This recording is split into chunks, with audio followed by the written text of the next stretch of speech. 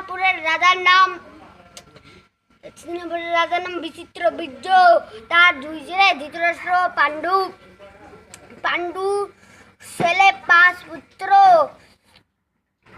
যুধিষ্ঠির ভীমবদ্ধ নকুল সহদেব।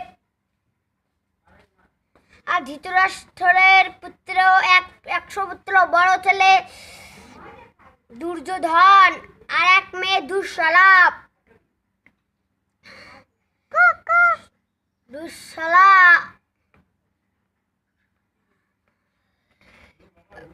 পাণ্ডবরা ছিল সৎ ধার্মিক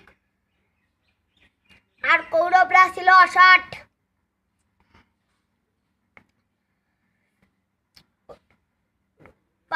পাণ্ডুর মৃত্যুর পর এই পাণ্ডব ও কৌরবের মধ্যে প্রথম রাজত্ব পালন কে করবে? প্রথম যুধিষ্ঠির এই রাজ্য পালন করেছিল। ওরা কৌরবরা এক বিরাট পাশা খেলার আয়োজন করে যুধিষ্ঠিরকে ডেকে ওই পাশা খেলায় হারিয়ে দিলেন। তারপর তারা 1 বছর অজ্ঞাতবাস ও 12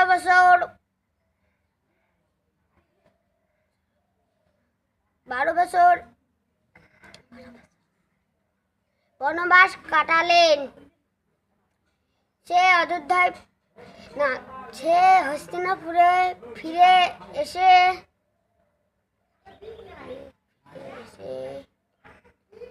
সেখানে থাকতে লাগলেন। ধৃতরাষ্ট্র সেই অর্ধেক রাজ্যটাকে দিলেন। তারপর কৌরবরা বলল, বিনা যুদ্ধে এই রাজ্য ফেরত হবে না, দেবেন না। তারপর যুদ্ধ হলো। অর্জুন রথের সারথি শ্রীকৃষ্ণ, তিনি 18 দিন ধরে এই যুদ্ধ চালিয়ে দিয়েছেন। তারপর